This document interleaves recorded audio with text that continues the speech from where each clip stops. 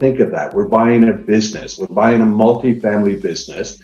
That business is backed by a hard asset, real buildings, real people working there. You put some capital into the business to make it better. You put some expertise into the operations to make it better.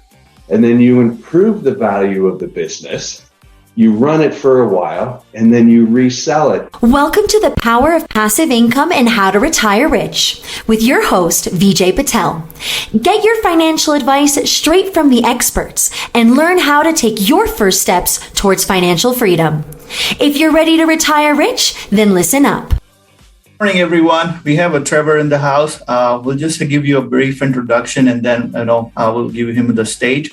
So Trevor, started as 45 years of experience in management. He used to manage the iFLY for 45 years, and then he has a thing for real estate where he started his journey from scratch.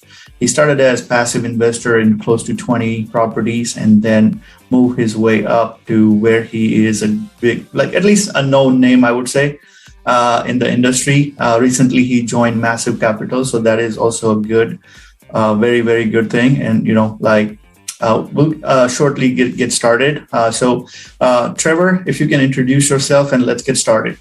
Yeah, so my name's Trevor. I live in Austin, Texas right now. I'm originally from Niagara Falls, Canada. And as you mentioned, I started in the attractions business at the very young age of 13. I worked for Ripley's, believe it or not. Then I did I worked for them for 5 years. Then I did 18 years with Guinness World of Records. I wanted to open Guinness in the United States. And so I tried to raise the money to open one in Orlando, Florida. But oddly enough, Ripley's bought the rights out and wouldn't give me a franchise for Orlando. So oddly enough, I opened a year-round haunted house. And then I went to iFLY Indoor Skydiving. I was recruited by a headhunter. And while I was always interested in real estate, at our very first team meeting, the owner gave everybody a copy of Rich Dad, Poor Dad. And sadly, I read the book, was hugely touched, and did nothing. What a lot of people do, right? I didn't do single family because I was afraid of toilets and tenants and trash. And then I read his book and I got a little bit more, but I was so busy just doing my job. I had a very busy job, very demanding job. And, I put passive investing on the back burner. And what a huge mistake. I mean, I should have started the second I read that book. The saying, don't wait to buy real estate and wait is true. But once I joined and started doing commercial real estate, as you said, I got very active very quickly, passively invested in 20 syndications, and now I'm a general partner on my third syndication. Got it. So let's talk about the mission that you have to help people. So a little bit about this podcast is when I was going through my journey, I think that's where, the idea came for the podcast is I noticed that everybody has their own journey that they go through, right? And the bottom line is educating people about financial freedom, why it is important, especially in this, arena, that financial independence is something that you want to achieve as soon as possible so that you can do something which you like and, make that transition. And the goal is to, through these interviews, we want to spread this word and make some more awareness that, okay, if they can do it, I can do it too, kind of a thing. So just a little bit about your journey from your W-2 to being a financially independent.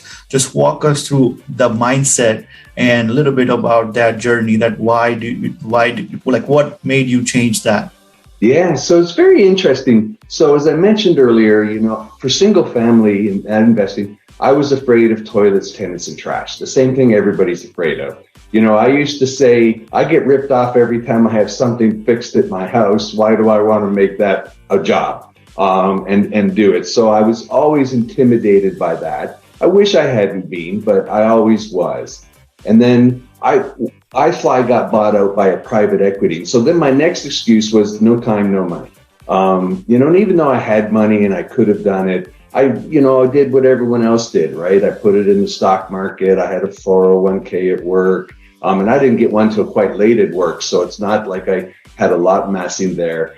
But I didn't do it. And then I went to a seminar. And first I went to a couple of seminars that you shouldn't do, like give us $50,000 on a credit card and we'll tell you how to buy an office building with no money down with your credit card.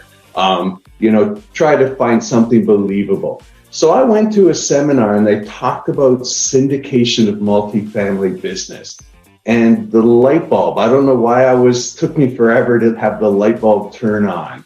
And I went, wait a minute, I understand this business model. So you give your money to experienced people. Experienced people combine your money with others' money and bank money. You buy an actual real business. You're buying a business. A lot of people don't think of that. We're buying a business. We're buying a multifamily business. That business is backed by a hard asset, real buildings, real people working there. You put some capital into the business to make it better. You put some expertise into the operations to make it better. And then you improve the value of the business.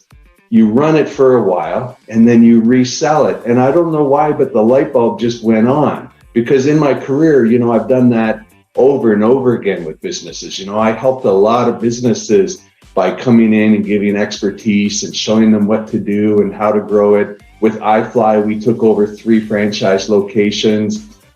And in the commercial world, we called it EBITDA, which is earnings before depreciation, interest, and taxes.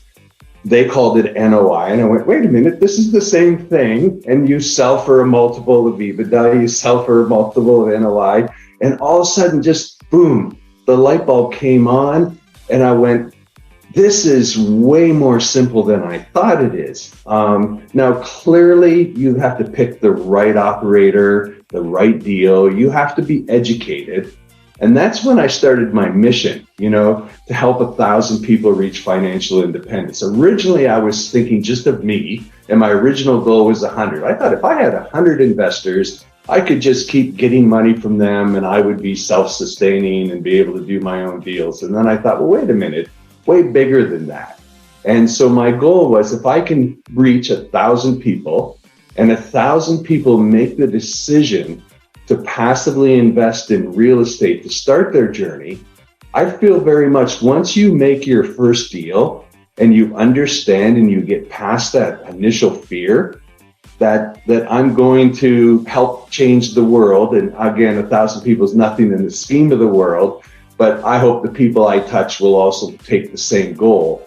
And so I've just started being so active in just getting the word out there, being on other people's podcasts. And I'll also say I'm a big Grant Cardone fan. And so the end of 2020, I said, how am I going to step my career up? And he talked about omnipresent, talked about setting big goals. So of course I 10x'd my 100 to 1,000, and then somebody said, hey, we need to change that number to 1 million now. I've joined Massive Capital. That's a pretty big number, but,